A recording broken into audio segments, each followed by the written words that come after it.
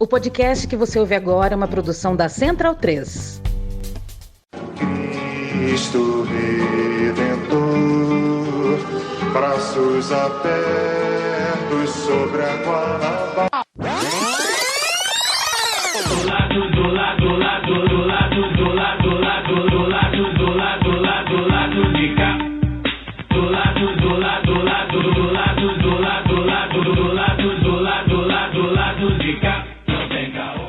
Bom momento, ouvintes da Central 3. Hoje é dia 13 de outubro de 2022, dia 13, hein? Sou Caio Belandi, direto do Sauí Estúdio, e este é o podcast lá do B do Rio, 252, chegando no seu feed. O time tá completo, escalado aqui com Fagner Torres e Daniel Soares. Do meu lado aqui, no Sauí, virtualmente Luara Ramos, trajada de galo. Mas eu deixo boa noite pra minha bancada para daqui a pouco, porque eu já quero apresentar a nossa convidada Mili Lacombe, que além de escritora, roteirista, colunista e feminista, também é corintiana, que é uma parte importante do currículo. Mili é comentarista esportiva, com passagens por Globo, Record, foi diretora da revista TPM, roteirista do programa Amor e Sexo, escritora de vários livros, enfim, uma multimulher que nos dá a honra, além de ser a convidada de hoje, do lado B, ter se declarado ouvinte, Mili. Isso pra gente deixa a gente muito honrado, saber que a nossa audiência é de tamanha qualidade, assim, pra gente é realmente uma felicidade, né? A gente quer aqui um jornalismo independente, saído do nada, construído de tijolinho a tijolinho. Então, bem-vinda, né? Obrigado por aceitar bater esse papo com a gente. E aí eu quero falar da sua trajetória, principalmente nessa abertura, voltada aí pra crônica esportiva, né? Que talvez tenha te deixado bastante notabilizada, né? A gente sabe que mulheres no esporte, né? Comentando, apresentando, reportando, é um fenômeno recente, assim, relativamente recente do ponto de vista, né? E que até hoje, enfim, enfrenta muita resistência. Porém, tem algo que eu falo com todo mundo que milita nas causas, por exemplo, LGBTQIA+, ou causas feministas, causas antirracistas, que é o fato desses debates hoje em dia, eles serem muito mais naturalizados, né? Enfim, por mais que enfrenta resistência, a gente sabe que não dá para jogar mais esses preconceitos para debaixo do tapete, né? Já não tem mais aquela desculpa que a gente via, não tem mulher no futebol porque não é assim mesmo, porque é estatístico, porque não tem mulher jornalista, enfim. Que não pode entrar no vestiário que os caras estão pelados. Exato. Nossa, isso aí a gente ouve muito. Enfim, esse debate hoje não é mais feito, né? Quer dizer, ele é feito de outra forma. E aí, Emília, eu queria que você falasse, né, pra gente, como é que você vê essa evolução, né? E aí, enfim, do seu tempo de jovem, adolescente, criança, né, vendo futebol, provavelmente vendo as referências do jornalismo, 99% homens, né? Depois, como você chegando, né, nesse espaço predominantemente masculino e hétero, inclusive, é bom também que se diga. Heteronormativo. Heteronormativo, né? Exceção, né? E hoje, por exemplo, as exceções já são maiores. Hoje a gente já vê aí uma evolução, por exemplo, que é o caso da Ana Thaís Matos, que também é nossa ouvinte, que hoje é uma comentarista de futebol da Rede Globo, enfim, vai pra Copa do Mundo, tava ontem. Comentou ontem, né, em horário nobre. Enfim, queria que você falasse dessa linha temporal e aproveitasse também para dizer como é que foi, né? Como é que tomou esse gosto para se tornar jornalista esportivo. Quer dizer, jornalista esportiva não, né? Uma cronista e uma analista, que acho que é mais importante até do que isso tudo. Bem-vinda, Mili. Gente, é uma honra estar aqui. Era um sonho que vocês me convidassem para fazer. Eu rezei tanto que deu certo. Cá estou. Eu sou muito ouvinte. Eu acho que tem assim, algumas entrevistas que vocês fizeram que eu considero históricas. A do Silvio Almeida é uma que eu já ouvi algumas vezes. Ela contém aulas ali dentro, né? Então, é para explodir consciências. Eu acho que o que vocês fazem é isso, vocês explodem consciências, então isso é muito bacana, é um prazer mesmo estar aqui hoje com vocês. A minha história com o futebol começou com eu sabendo que eu era uma alienígena, uma mulher que se interessa por futebol, ainda mais na década de 70, que foi quando aconteceu comigo. Eu sabia que eu era uma alienígena ali dentro. Foi meu pai que plantou essa semente em mim. Eu sou a filha mais velha. Meu pai, tricolor de coração. Eu cresci ali do lado do Fluminense, aí no Rio. E a gente está do ladinho do Fluminense. A gente está perto. A gente está em frente, o Fluminense. Então, eu morei na General Glicério, né? Eu nasci ali durante um tempo. E meu pai, ele sempre me pegou pelo braço para levar ao Maracanã. Eu lembro, assim, as minhas primeiras memórias são a almofadinha que eu tinha, porque a arquibancada era concreto, né? Então, eu tinha uma almofadinha tricolor que eu levava debaixo do braço, e eu lembro, assim, eu e meu pai subindo a rampa, eu lembro da sensação da mão do meu pai na minha. Se eu fechar o olho, eu sinto a mão do meu pai na minha, eu olhando para cima e vendo aquele homem enorme. Ele tinha 1,60 m, gente, mas assim, para mim, ele era um homem enorme, sabe? Me conduzindo com aquela mão forte, assim, por aquela rampa, as pessoas passando do nosso lado, as torcidas subiam juntas, né? Lá em cima é que a gente se separava, então a gente chegava ali. Quando chegava no topo da rampa, que aí é uma subida sagrada, né? Porque você vai indo para um lugar que é mais estreito, assim, embora a rampa nem seja assim tão estreita, né?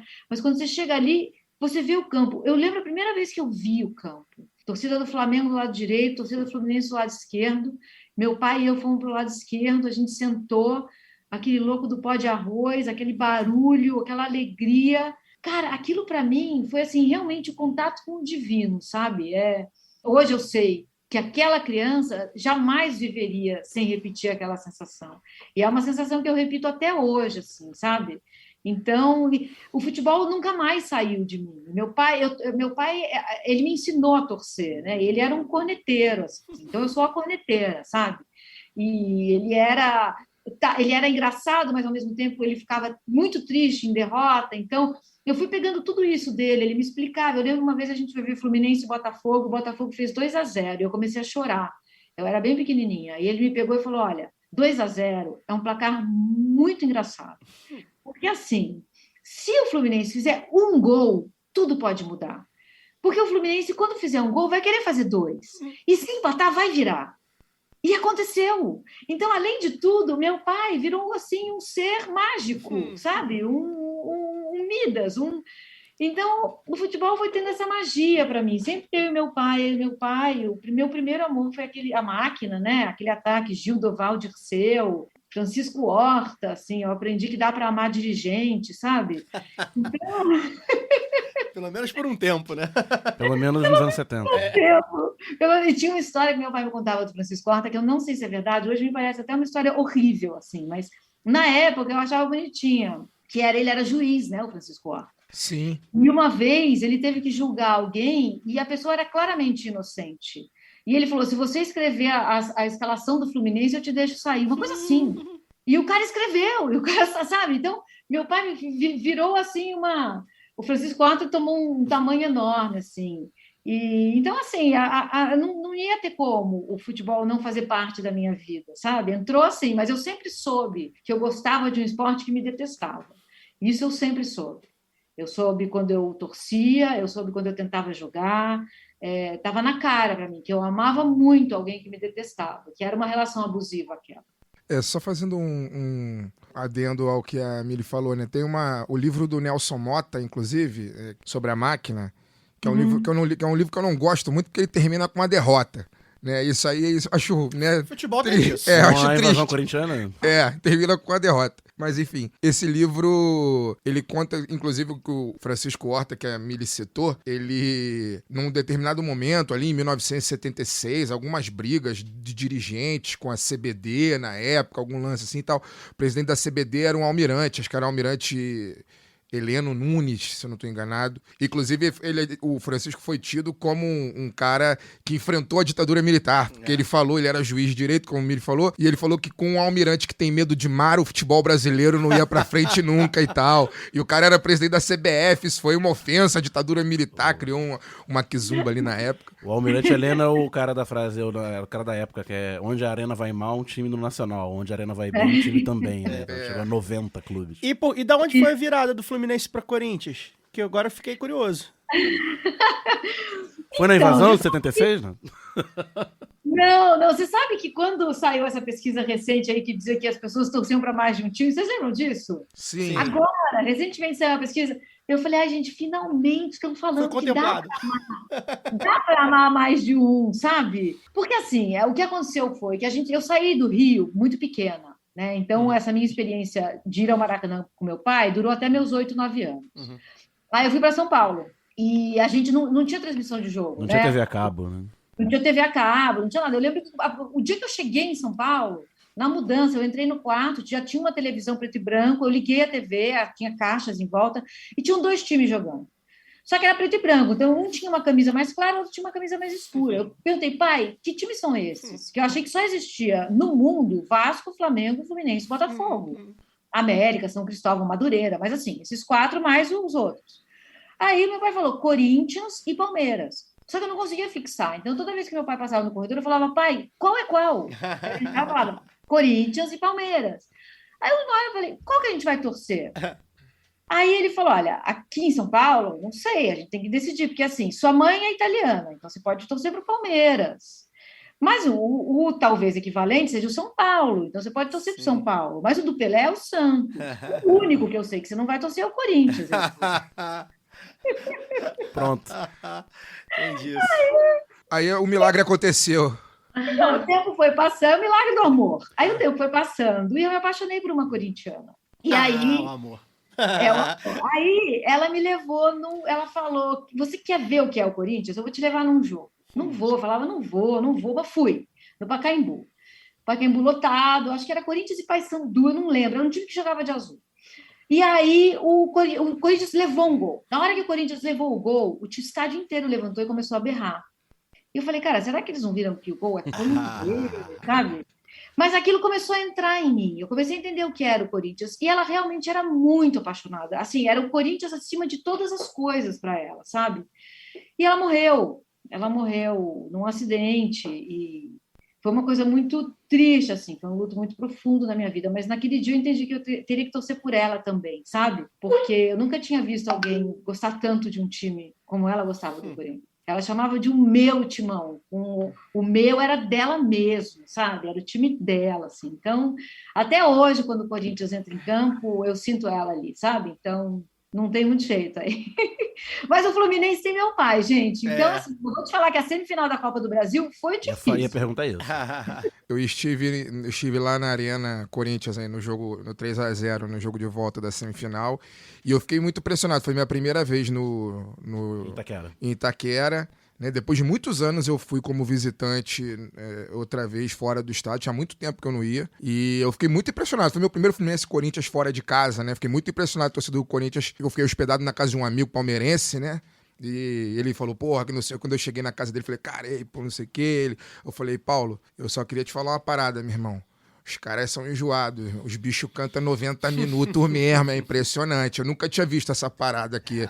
Porque aqui, Mili, no Rio, tem uma piada, né? Que os flamenguistas não gostam muito, mas a gente fala que eles só cantam em escanteio e na hora do gol. Fora isso, isso não acontece. E isso eu não vi acontecer na Arena Corinthians de fato, se os caras cantam o jogo todo. Mas eu posso fazer uma pergunta já pra Mili? Vai.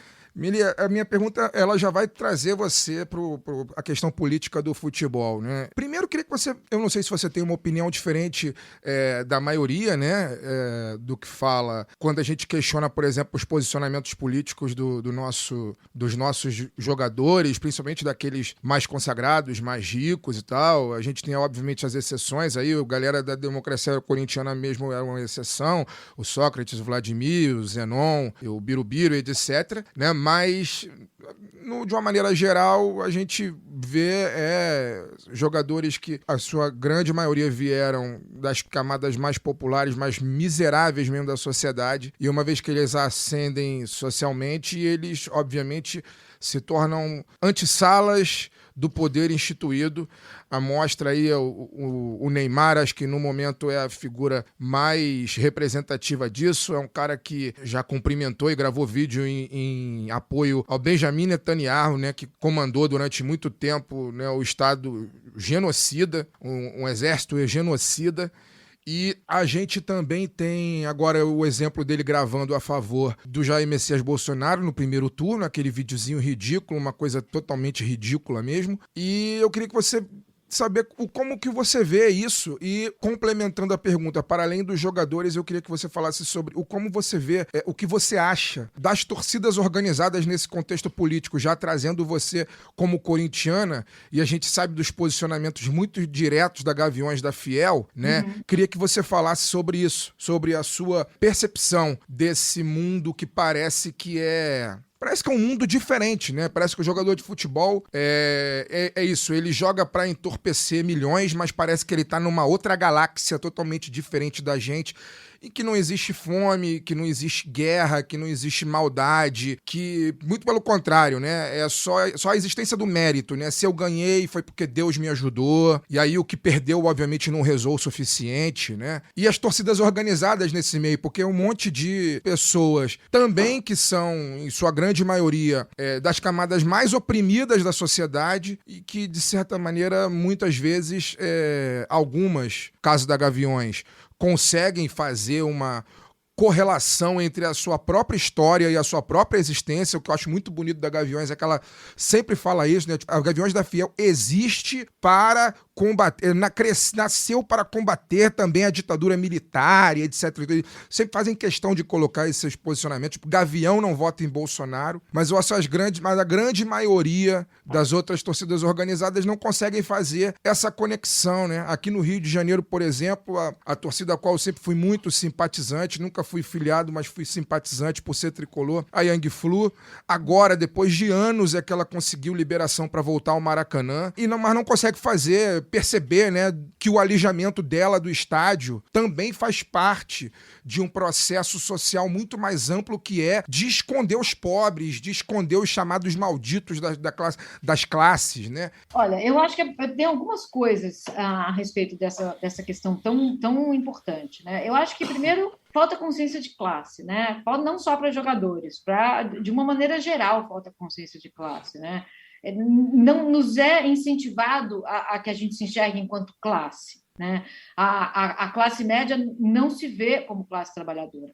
A classe média se vê como elite, né? Ela vota como se ela fosse elite. Ela tem ojeriza de se entender como classe trabalhadora. E somos todos trabalhadores. Eu acho que o antropólogo, o David Graeber, né, que criou esse conceito dos 99% contra 1% lá nos Occupy, né, nos Estados Unidos, ele foi muito feliz. Assim. A gente é classe trabalhadora, e dentro da classe trabalhadora existem classes. Jogadores são uma classe, né, de trabalhadores. Eu acho que essa coisa da meritocracia, ela é muito eficaz, né, porque o cara que faz sucesso, ele bate no peito e fala, fui eu, no máximo assim, eu e Deus. Mas é o meu esforço, é o meu talento, é a minha categoria. No esporte é tangível, né?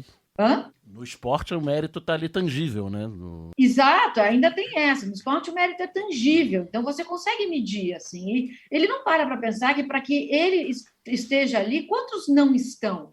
Quantos foram assassinados antes de chegar? Quantos foram presos antes de chegar? Quantos não conseguiram porque tiveram que fazer outra coisa para ajudar a família, sabe? Então, eu acho que tem essa coisa da classe, isso atrapalha demais, demais. E essa ficção da meritocracia, que é conveniente apenas para quem está no poder e para quem controla as coisas. Enquanto isso, a gente fica se matando aqui uns com os outros, né? Se houvesse uma consciência de classe, por exemplo, a gente falaria mais do fato de que mais da metade dos jogadores ganham um salário mínimo. Mais da metade dos jogadores profissionais ganham um salário mínimo.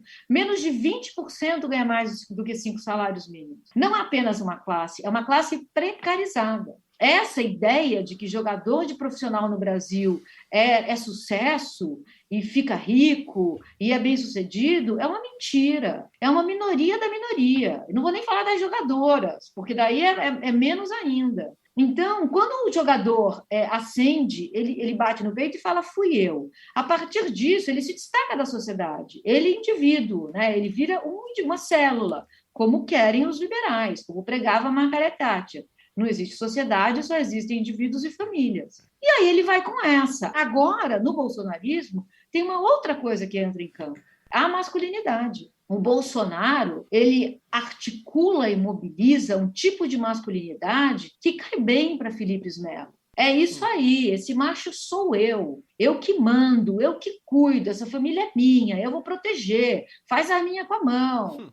É isso que o Bolsonaro mobiliza, e ele fala diretamente com uma parcela desses jogadores. É nessa masculinidade que muitos votam. E as torcidas? Cara, eu acho as torcidas organizadas um fenômeno maravilhoso. Assim. Eu Eu fico muito puta quando eu vejo elas serem criminalizadas. Eu acho que é o mesmo fenômeno que criminaliza favelas e periferias.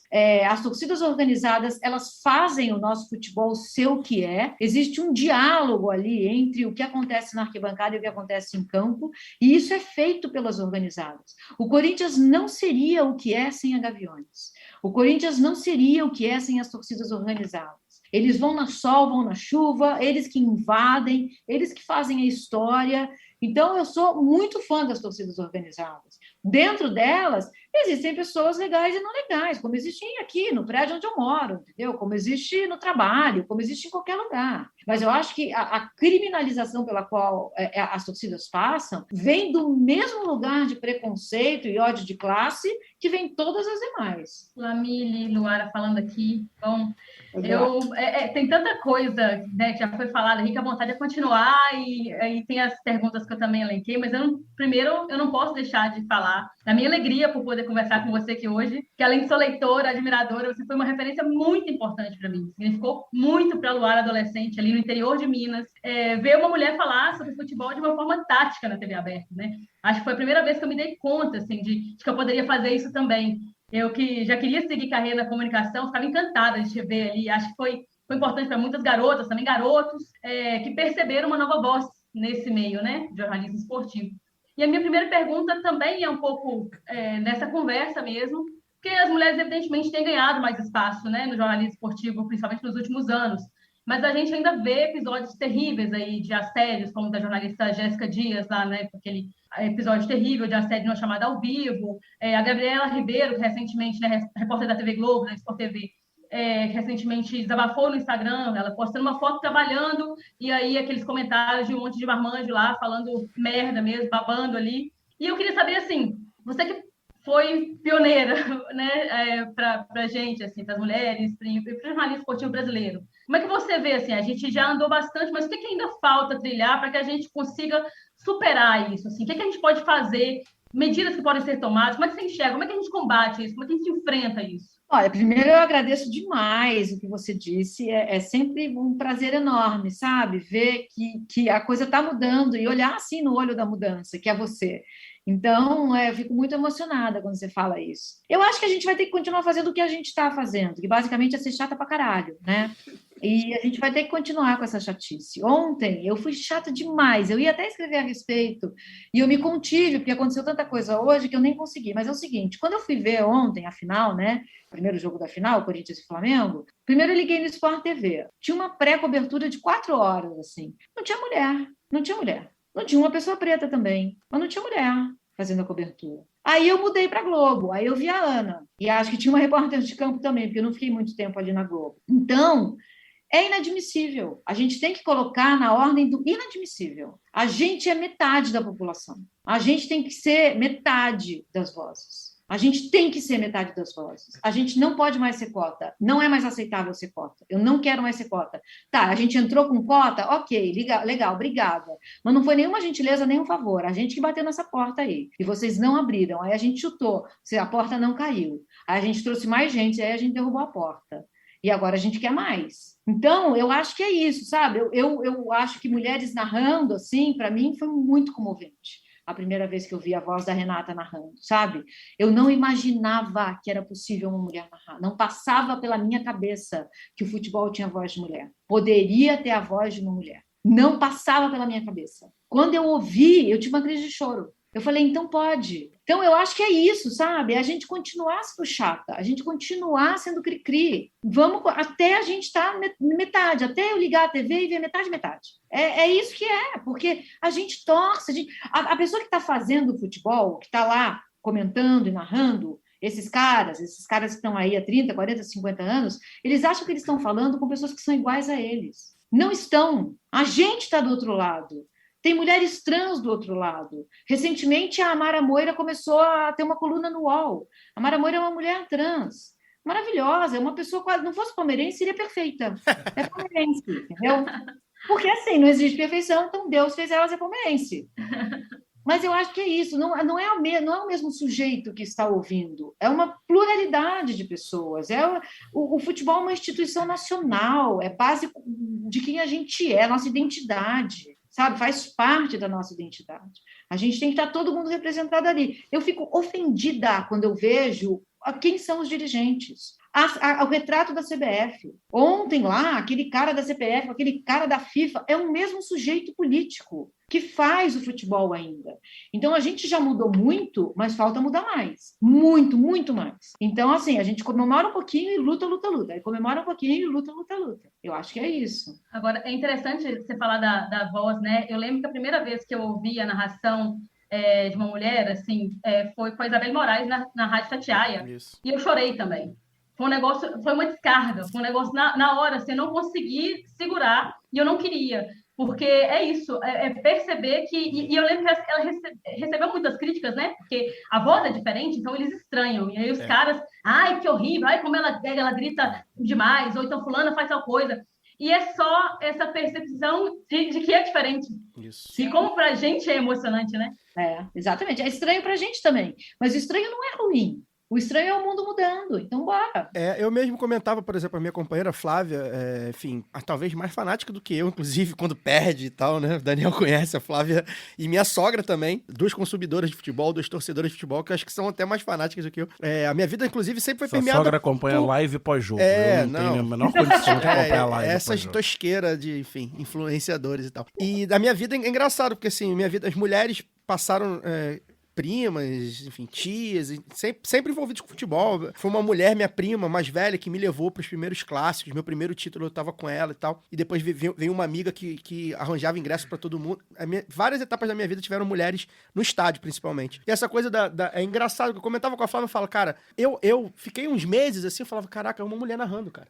Tipo assim, caraca, é uma mulher narrando, assim. Causa estranhamento na gente. Não, e hoje, assim, eu no alto do meu lugar de fala de homem hétero cis, eu fico assim, não, prefiro essa fulana do que essa fulana, mas assim, são mulheres narrando vozes, assim, que umas são melhores do que as outras, faz parte. E uma coisa que eu gosto de falar, sempre que esse papo enfim, igualdade, de gênero, paridade, feminismo vem à tona aqui no programa, e aí, de novo, né, no meu lugar de homem hétero cis, que minha cabeça fez assim, buf, foi a Manu da Cuíca, quando teve aqui, num programa em 2019. Logo depois do desfile da Mangueira, foi 2019. E ela falou um negócio que eu não esqueço nunca mais, assim, pra qualquer coisa que tenha, enfim, o termo igualdade, né? Que era o direito à mediocridade, né, cara? Que ela falava assim, caraca, eu chegava num lugar, aí eu tocava, e aí o cara... Pô, caraca, você é muito boa, pô, tocou pra caralho e tal. Sendo que a especialidade dela é cuíca. Ela tocava, sei lá, tamborim. Aí o cara falou, pô, melhor tamborim. Ela, não, que eu sou hoje eu fui e não toquei tão bem, hoje eu não tô... E isso me chama muita atenção, porque aí, cito a Ana Thaís de novo, né? A Ana Thaís é alvo de muito hate. Pô, Ana, eu tenho uma relação com a Ana também que é muito engraçada. Minha mãe, quando viu, ela, caraca, uma mulher comentando, né? Minha mãe ficou assim também, quando viu a Ana lá no redação, sei lá, no seleção. E, cara, a Ana é alvo de muito hate, assim, cara, ela fala merda, de que comentaristas falam merda. É normal. Assim, tem homens falando merda há 50 anos. Tá exposto, né? Sabe? Eu costumo brincar, Mili. Eu falo também com a Ana isso, assim, a função de comentarista de futebol é a gente discordar dele, cara. É a função dele, ele tá fazendo o que a gente quer fazer. Agora... gente... Comentarista de futebol, você tá comentando um jogo impossível de ser comentado. É isso. É impossível. Faz sentido, né? E aí a gente vai lá e fala, não, vou comentar esse negócio aí, mas não dá, é tipo um comentarista de vida. Não, o futebol é tipo a vida, é imprevisível, sabe? Por isso que eu fico com dó das pessoas que comentam olhando sempre números. Um time deu 80 chutes a gol, o outro que deu meio me venceu. Que comentário que você vai fazer, né? Então é isso, a gente precisa ter o direito de falar merda, mas ainda não nos é dado esse direito. Porque uma mulher, quando ela erra, ela não erra sozinha, ela erra pelo gênero. Um homem não, o homem erra sozinho. Então você vê, por exemplo, a Ana Paula Bandeirinha, aquele jogo Botafogo e Atlético, né, no Maracanã. Pronto, marcou a carreira dela, o erro dela. A carreira, ninguém nunca esquece. Eu lembro que aquele Corinthians e Cianorte, que foi 5-1, o jogo de volta da Copa do Brasil, o gol do Cianorte tinham 5 pessoas impedidas. Eu não sei como é o nome daquele bandeira. Se fosse uma mulher, eu saberia. É isso. A Edna, na minha opinião e na de muitos, a Edna é disparada disparada a melhor árbitra do futebol brasileiro. E não tá escalada pra ontem, nem pra quarta-feira. Não foi escalada pra ontem, não vai ser escalada pra semana que vem.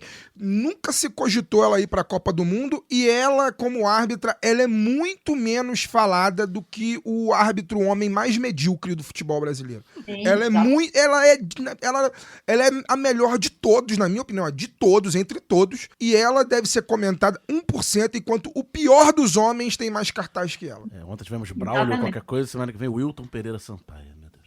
Não, e tem uma coisa também que é do cotidiano, eu acho, dessa coisa das mulheres que gostam de futebol, como se fosse uma coisa de outro mundo, né? Que eu vivo ouvindo, assim, de caras. Nossa, é tão raro ver uma mulher que gosta de futebol, que é um papinho mole do caralho. E eu falo, a minha resposta é sempre a mesma, tá conhecendo pouca mulher, hein, amigão? É isso, gente. Eu acho que eu fico pensando, ontem eu estava vendo essa cobertura do pré-jogo, né? É tanta merda que se fala, na boca de uma mulher, aquilo seria tão viralizaria, sabe? E não é que assim, o cara falou merda porque ele é ruim, tem gente boa que fala merda. Tem, sabe, não, acontece, tem que ficar falando 3 horas de um jogo, nem tem mais o que falar daquele jogo. Você acaba falando umas platitudes, mas uma mulher não é dado a ela nem o direito de falar uma platitude. Ela tem que ser o tempo inteiro genial, porque só assim ela vai provar que ela merece estar ali, porque aquele lugar não é dela, ela está tirando o lugar do homem. Então é bom que ela seja melhor. É porque ainda tem essa lógica da cota que você falou, né? Exato. Mili, hoje em dia, o Caio falou do hate que a Ana sofre, você também sofre muito, né, nas redes. A gente está numa quadra da história aí que o fascismo do atual governo, depois de tudo que fez, tem 51 milhões de votos, né? A extrema-direita organizada nas redes sociais. Você, por ser uma mulher LGBTQIA+, comentando futebol, é um alvo, digamos assim, quase que óbvio, né, desse hate. Mas, antes do bolsonarismo e da extrema-direita estarem organizados da maneira que estão hoje, você já era alvo desse hate lá nos anos 2000. Antes de ser moda. Antes, quando você era uma precursora, né, uma mulher comentando o jogo e comentando, dando um programa, né, o nome era, agora o Seleção Sport TV, era o Arena Sport TV. Arena Sport TV, 2 horas de duração, 3 horas de duração, todas as tardes, né, você é a única mulher ali e já era alvo de muito hate. Você vê isso como um sintoma de que o bolsonarismo já estava aí embora difuso no Brasil, ou você acha que o meio das pessoas que assistem, que seguem futebol todo dia na média, é um pouco mais tóxico que a sociedade, ou ele é reflexo? Eu acho que ele é reflexo. Eu acho que o bolsonarismo foi capaz de capturar essa masculinidade e chamar para ele, sabe? Então, eu acho que o bolsonarismo, assim, o Bolsonaro e o bolsonarismo tem uma inteligência muito grande ali amarrando ele. É fácil a gente achar que o Bolsonaro é um imbecil, e por um lado ele mas por outro ele foi meio genial de conseguir capturar todas essas coisas, sabe? Isso já estava ali. Quando eu cheguei, na primeira vez que eu fui para o Arena, fazer o Arena, que era ao vivo, né? Então tem ainda uma dose de tensão que é maior. Uma pessoa que é hoje um grande narrador lá, uma pessoa até de quem eu gosto, ele virou para mim e falou assim, eu não queria você aqui, eu estou tendo que engolir você aqui. Nossa. E entrou no ar. Entrou no ar, assim, segundos depois que ele me falou isso. Nossa. Então, ele foi, pelo menos ele foi direto, porque tinha as outras pessoas que faziam indiretamente, sabe? Ficavam de costas enquanto eu falava, nunca faziam pergunta para mim, eu nunca respondiam nada que eu falava, porque também tem uma maneira de você deslegitimar a presença de uma mulher ali, que é você só ignorar o que ela fala. Ignora o que ela fala. Teve recentemente um programa com o André Rizek e a Ana Thaís, que alguém falou alguma coisa do Cuca, e a Ana falou, o Cuca é difícil a gente esquecer alguma coisa que ele faz. Voltou para o André Rizek e ele falou, continuando o programa, tipo assim, ela foi ignorada, e ela tinha um ponto ali. Era preciso pelo menos reconhecer que ela tinha um ponto. Falar, Ana, você tem razão, eu não sei, mas não deixa no vácuo, sabe? E isso é muito comum. Isso ainda acontece. Com caras bacanas, gente. Com caras legais, sabe? Essa pessoa que falou isso para mim, depois a gente acabou até ficando amigo. Mas isso sempre esteve dado. Assim, a gente ainda sente que a gente é um ET, sabe? Que aquele planeta não é o nosso. A gente ainda é invasor. E vai precisar um dia mudar isso. Vai demorar, porque tem um custo pessoal muito grande, sabe? Tem muita mulher que desiste. Tem muita mulher que fala, não quero sofrer assim, não preciso passar por isso. Assim, a autoestima, assim, sabe? 10 segundos antes de entrar no ar, essa blusa não te caiu bem. 10, 9, 8. Você está no ar. O que interessa se a blusa caiu bem ou não? Tipo, essa foto do crachá me falaram isso aí. Essa foto do crachá tá feia, hein? Você é melhor que isso. Teve uma vez que perguntaram de novela pra Ana, né? Cabelo, novela, enfim. Peço licença para dar uma pausa no programa e passar os nossos recadinhos. Agora, a Aurelo aceita Pix, a primeira e única plataforma que remunera os podcasters a cada play e parceira do Lado B, abriu essa nova forma de apoio rápido e fácil. Você apoia o Lado B a partir de R$2 e tem direito a conteúdo exclusivo e pode, de acordo com a faixa de apoio, participar dos sorteios de brindes. Se você já é apoiador pelo Padrim ou pelo PicPay, migre para a Aurelo. Quem quiser colaborar com a gente sem aquela regularidade mensal, pode fazer o Pix para ladobedorio@yahoo.com.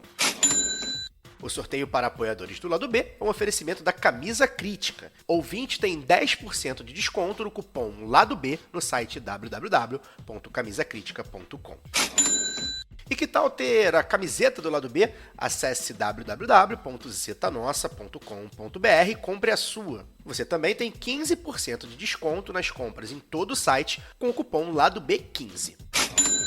Ouvinte Lado B tem também 10% de desconto com o cupom Lado B em www.vesteesquerda.com.br. Você pode aprender inglês, espanhol e francês na WeCreate, a escola de idiomas parceira do Lado B. Acesse www.wecreateidiomas.com. Siga também nossos parceiros nas redes sociais. Obrigado pela atenção e voltamos ao programa.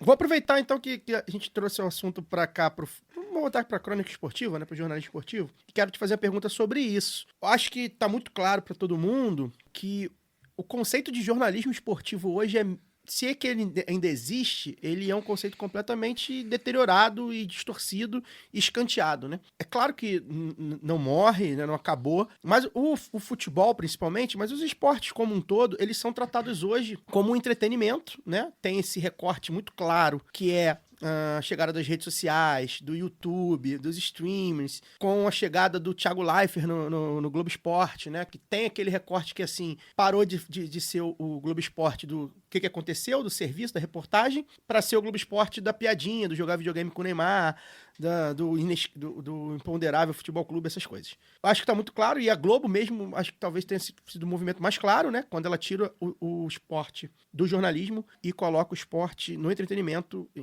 enfim, em termos administrativos. Pelo menos eu tenho um pouco mais de 30 anos, desde que eu acompanho, e eu tive TV a cabo desde cedo e tal, o jornalismo das grandes reportagens sobre esporte, da investigação aos dirigentes, por exemplo, ele sempre foi minoritário mesmo, né? A ESPN tinha um espaço muito, muito importante nesse aspecto.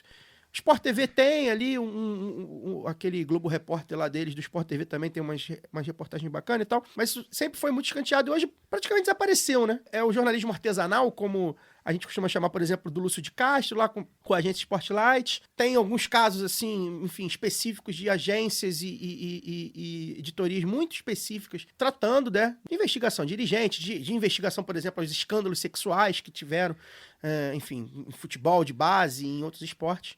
Queria que você analisasse como é que você vê esse momento hoje que o esporte como um todo, e o futebol mais especificamente, ele é tratado como entretenimento mais do que nunca, né? Mais do que nunca o futebol é tratado, a gente consome hoje entretenimento do futebol para viralizar, e aí a gente entra nos comentaristas, né? Que, enfim, você nitidamente tem um nicho de comentaristas que falam coisas que é para gerar aspas, gerar recorte na rede social e viralizar. O cara não acredita naquilo. Gerar engajamento.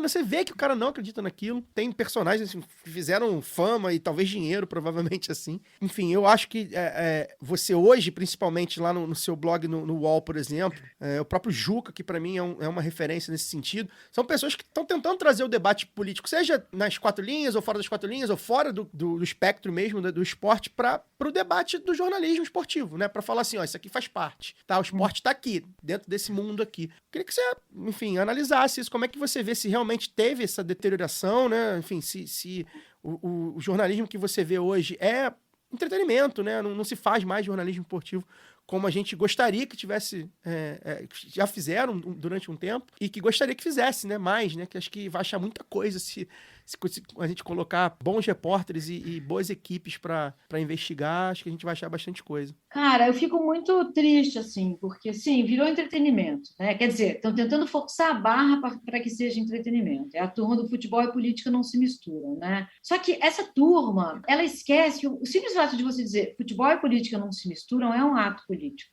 Né? Você não tira a política do futebol. Você pode tentar quanto você quiser, tipo tirar o óleo da água. Não sai, não sai. É tudo nasceu junto, vai ficar junto e misturado. O futebol é política. O futebol cresceu no Brasil enquanto política. Era o grito de uma classe trabalhadora. Era a classe trabalhadora se misturando. Era a classe trabalhadora dizendo isso aqui é meu. O drible nasceu nos espaços em que a capoeira foi proibida. Ali começaram a jogar bola e o drible nasceu porque a capoeira estava ali, mas não podia ser jogada, então vamos usar aqui. A gente inventou o drible, Brasil inventou o drible. Como que você tira a política de um jogo como esse? Como você fala da geral e da destruição da geral sem falar em política? Como se fala da construção do Maracanã sem falar em política? Como se fala de um arranjo tático sem falar em política? Como você fala do que virou o Brasil depois das seleções do Tele sem falar em política? É uma decisão política parar de formar meia e formar volante. É uma decisão política jogar através de sistemas defensivos. É uma decisão política não ter mais tantos atacantes. Tudo isso é decisão política, são decisões políticas.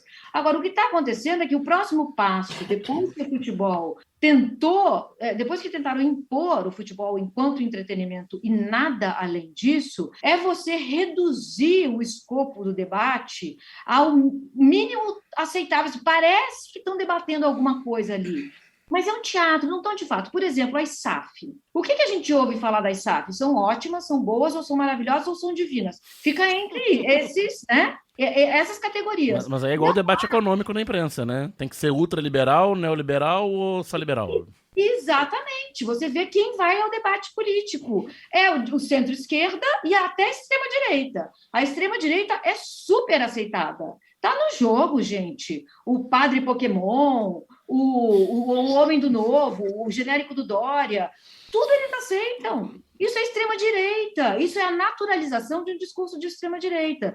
E a SAF é a mesma coisa. A gente não vê ninguém ali falando as SAF não são boas. As SAF podem acabar com o futebol. O futebol não é empresa. Um clube, um time não é uma empresa. Quais são os malefícios de você enxergar como empresa? O que isso tem de ruim? Pelo menos colocar no debate. Pelo menos levar, tipo a reforma da Previdência. Você ia ouvir os debates, eu gosto muito. Não, você está errado, eu adoro. Eu acho que é uma coisa dos céus. Não, eu gosto. Não, eu adoro, não é dos céus. É isso, parece que está tendo um debate. Quem ligar a TV vai achar que eles estão debatendo. Não, a cláusula 1 é melhor que a 3. Não. A 3 é melhor que a 1. Não estão debatendo porra nenhuma, entendeu? Minha mãe, que passava o dia vendo o Globo News, ela achava que se a reforma da Previdência não passasse, o Brasil ia acabar. É isso. Então, o futebol entra aí, entendeu? Agora ele é um espetáculo feito para a TV. Gente, ontem o Vampeta e o Juan entrando com aquela taça. Porque é uma crise estética também. Isso. Era uma marcha fúnebre. Os dois andando como um casal de noivos dos infernos, né? Naquele lugar, a torcida represada na emoção, querendo explodir, mas não conseguia explodir.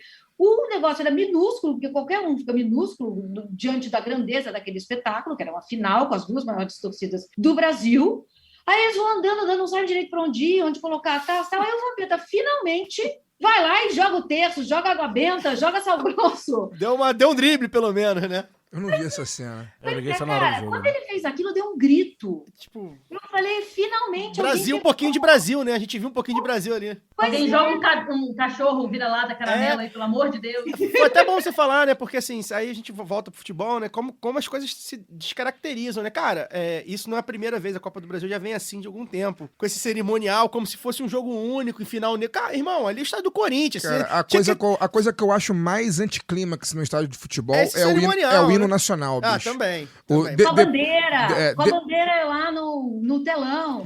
Exatamente. Depois dos times entrando junto ao mesmo tempo, isso é bizarro. É o hino nacional, assim, é o negócio mais anticlímax que existe assim, essa coisa da final única, a gente até entende, embora eu seja contra, que, enfim, todos nós aqui somos, pelas questões da América Latina, sei o que é, mas a gente entende, tá lá, o campo neutro, vai entrar, bandeirinha, todo mundo bonitinho, mas sabe, estádio do Corinthians, a festa do Corinthians, aí até a transmissão, porque o estádio tava meio assim, pô, cara, claro que tava meio assim, fica lá 10 minutos com as bandeiras dos estados, as criancinhas, aí entra o Vampeta e o cara, não era, é pra ser a festa do Corinthians ali. E aí no Maracanã, que vai ser 95% torcida do Flamengo, vai ter metade do campo com sei lá o que do Corinthians. Sabe, não é pra ser, isso não é de agora, né, isso já vem de algum tempo, pelo menos uns quase 10 anos. 2017 foi assim, eu fui no Mineirão, já foi meio a meio, a festa entre essas meio coisa a meio. feia, sabe, tem que ter um efeito casa, assim, o Corinthians quer botar o quê? Quer botar o Vampeta lá, rolando no gramado, um gavião voando. E aí no Maracanã é a mesma coisa, enfim, né? Isso aí realmente, como você falou, crise estética, né? Como a coisa ficou higienizada, né? Tipo, colonizada, porque quem faz são os europeus, e para eles funciona, porque essa é a cultura deles, tá tudo certo. Mas quando vem implantar isso aqui, fica cafona. Aqui é cafona, entendeu? O estádio querendo explodir, o time entrando certinho, até os jogadores, o Casão falou isso hoje, o Casão falou, até os jogadores ficam contidos, eles também querem explodir. Tem gente que quer entrar correndo, tem gente que quer ir dar um oi para a torcida. E não, você fica contido, assim. Então, é tudo feito para, sabe, vamos civilizar, gente, vamos civilizar isso aqui. Porque lá na Europa é civilizado. Então, é isso que a gente tem que fazer. Daqui a pouco vai estar, sabe, todo mundo de terno e o gol vamos fazer um gol, vamos aplaudir. Sabe? A CBF, durante anos, dava taça numa festa, num lugar de luxo, segunda-feira à noite, com jogadores de terno, né? Exato, exatamente. É isso. Mili, vamos lá. O chato aqui, mais uma vez, vai trazer a questão, vai trazer a conversa pro plano eleitoral, talvez. Bora! A gente tá tentando esquecer o Bolsonaro, o cara se vocês conseguem isso, vocês são muito privilegiados. Tentando. Porque hoje, inclusive, falei com um amigo, eu perdi a conta da quantidade de vezes que eu acordei essa madrugada, e todas as vezes que eu acordei, as que eu virei na cama e abri os olhos assim, a primeira coisa que me veio à cabeça foi a eleição. Eu perdi a conta de quantas vezes isso aconteceu essa noite. E quem lê seus textos, Mili, sabe muito bem que, como você escreve com a verdade, já sabe o que você pensa, mas eu não queria conversar sobre o que você pensa, eu queria conversar sobre o que você sente nesse momento. Porque eu, na medida do possível, assim, dentro dos nossos programas, eu tento não fugir, na verdade, do meu lugar de sentimento em relação ao Brasil, meu lugar de sentimento de um homem que vive na zona norte do Rio de Janeiro, no subúrbio do Rio de Janeiro, negro, de meia, já com 40 anos de idade, e eu tento trazer esse sentimento. A forma como o Brasil me afeta, ela é muito diferente da forma como ela afeta outras pessoas, né? E eu queria que você falasse do seu sentimento. Você, mulher, escritora, jornalista, roteirista, LGBTQIA+, como que você sente esse caldo de cultura que está no Brasil no momento? Que às vezes, hoje mesmo a gente vinha conversando entre nós, assim, e às vezes eu fico pensando no quanto de ódio, né, a nossa sociedade revelou, assim, acho que revelou de maneira muito, muito intensa, né, a ponto hoje nós estamos gravando no dia 13, no dia 12, né, no dia da padroeira do Brasil, um grupo de pessoas se sentiu à vontade para invadir uma igreja e vaiar o padre que estava fazendo uma homilia, tomar cerveja dentro da igreja como se isso fosse absolutamente normal, se colocar com a mais absoluta razão. Sinceramente, o Brasil nunca foi um exemplo de cordialidade, pelo menos na minha visão, nessa visão que eu trouxe no começo da minha fala, mas eu ainda consigo me assustar o quanto ele se revela cada vez mais violento, e isso me afeta de uma maneira muito agressiva, sensível e amedrontadora, eu diria. porque mesmo com o meu 1,85 m de altura e os meus 120 quilos de peso, eu ainda me sinto amedrontado com esse tipo de coisa, sabe? Não eu não consigo colocar o machão pra fora e dizer, não, isso vai bater em mim, mas eu quero ver e tal, o que vai acontecer porque eu vou revidar. Não, eu sinto isso muito profundamente, principalmente porque eu não tenho plano de fuga, né? Se acontecer o que pode vir a acontecer no Brasil a partir do dia 30, eu não tenho plano de fuga. Eu não vou sair do Brasil, sabe? Eu não tenho dinheiro e se eu tivesse, muito provavelmente eu também não sairia, porque aquilo que minha companheira fala sempre, né? Seria muito cômodo para mim pegar um avião e meter o pé e morar em Portugal ou ir morar em Cuba ou ir morar em qualquer lugar que fosse respirável, mas eu não quero deixar o país que eu vivo, o país que eu nasci, o país onde provavelmente eu vou morrer, eu não quero deixar ele só pros filhos da puta, sabe? Se os filhos da puta chegarem pra tomar conta, a gente vai estar aqui pra poder encarar de frente, por mais que isso gere muito sofrimento. Isso em mim gera muito sofrimento. E eu queria saber pra você, como que é esse sofrimento? Assim, ouvir a sua versão desse sofrimento, que eu imagino que também deva ser muito intenso. Sim, muito, muito intenso, assim. Eu desde o do resultado do primeiro turno, eu estou dormindo assim 4 horas por noite, sabe? Mas não porque, como faz o Dória, porque ele é o João trabalhador, ele vai trabalhar.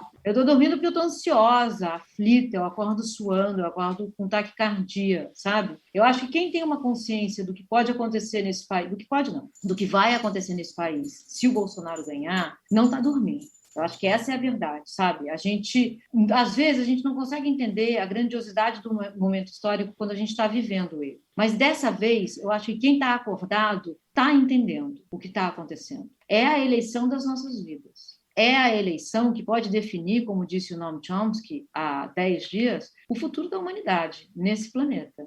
Quando ele falou isso, ele falou, eu sei que o que eu estou falando vai soar amalucado, eu sei que vai parecer uma hipérbole, mas não é.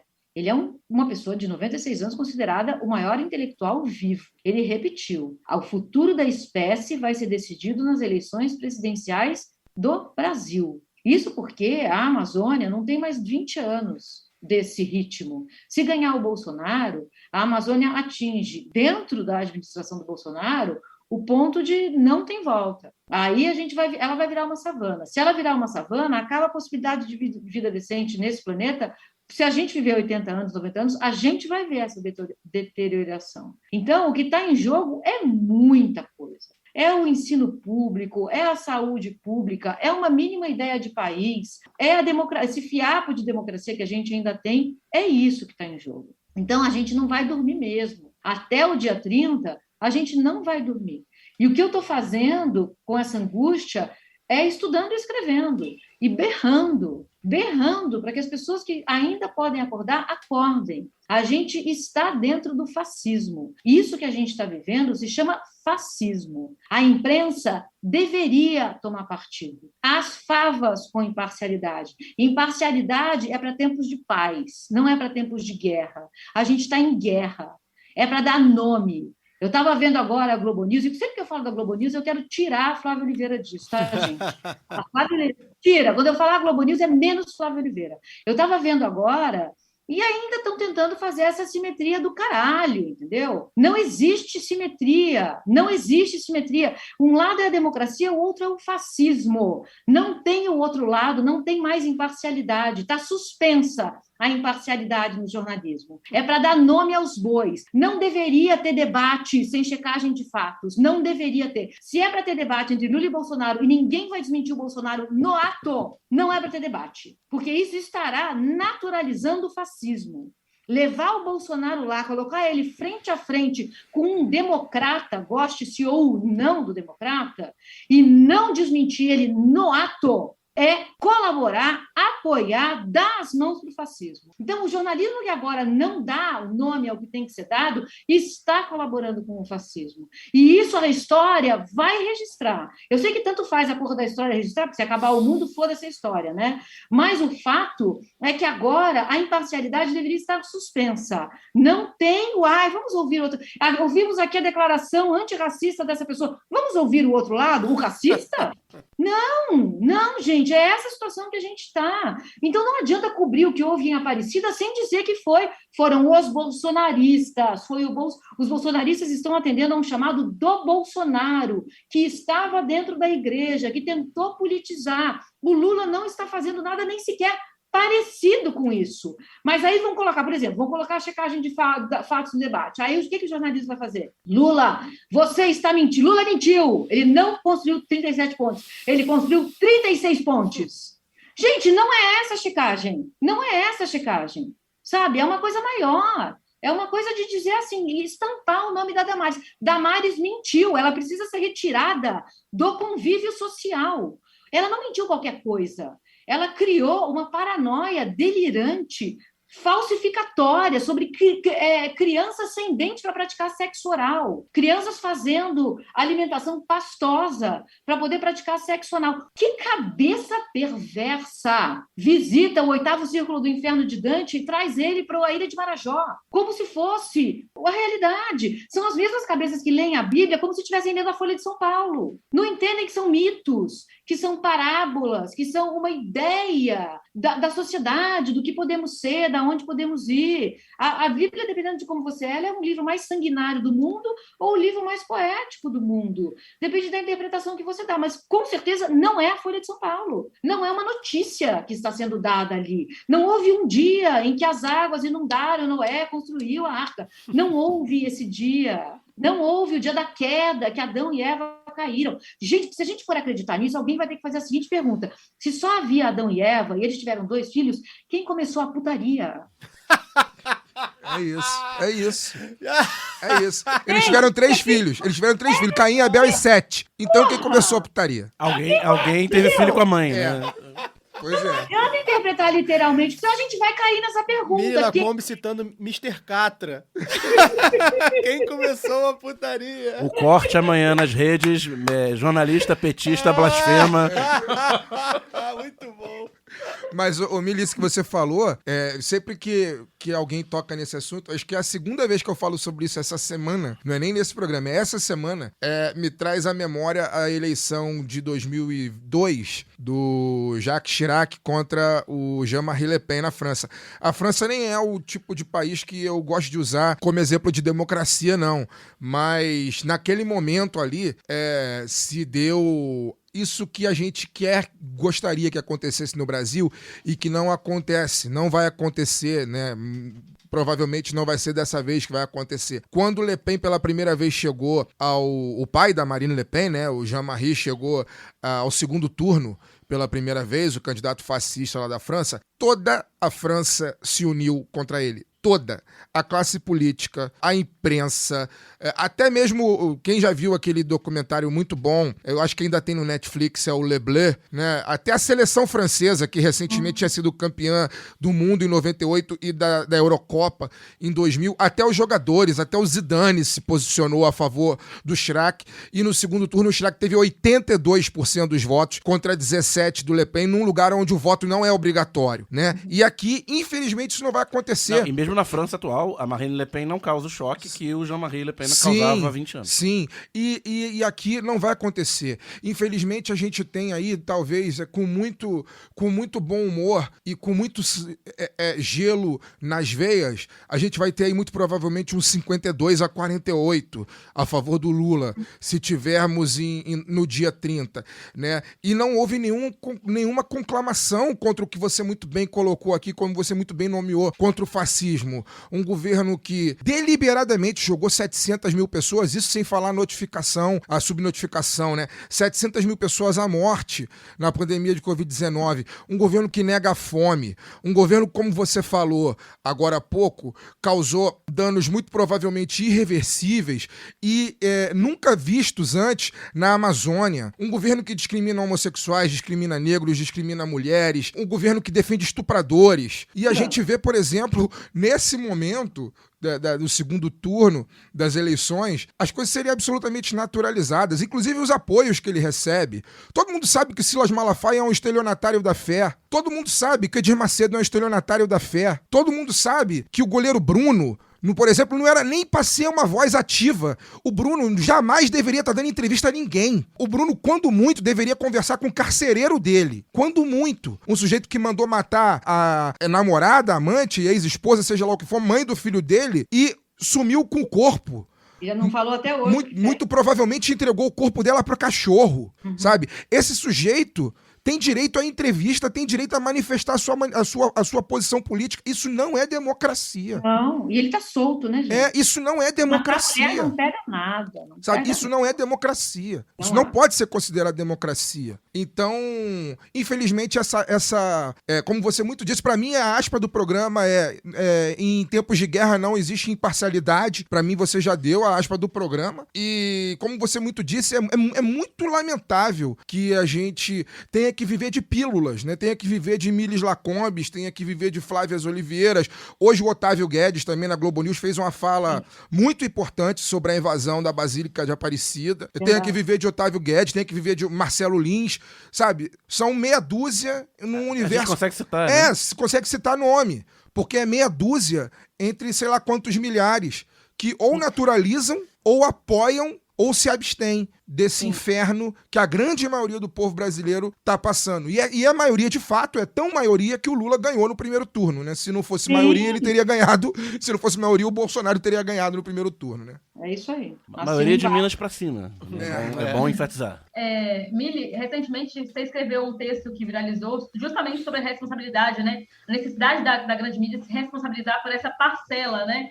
De naturalização do fascismo. Inclusive, coincidentemente, a minha tia acabou de me mandar o seu vídeo em texto, que você também gravou, né, no Instagram, e eu falei, estou entrevistando ela aqui agora.